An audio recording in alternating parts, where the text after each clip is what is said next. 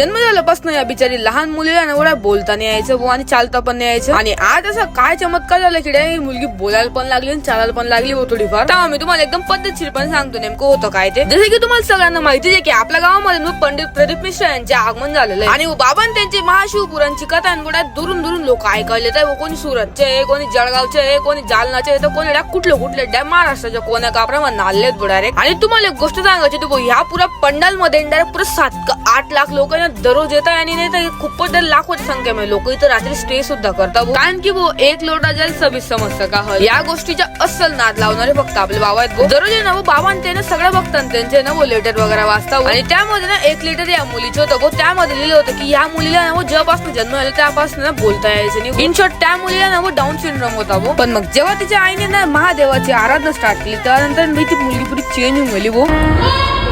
हे बघा त्या मुलीने आता जय श्रीराम बोललो. तुम्ही पण कमेंट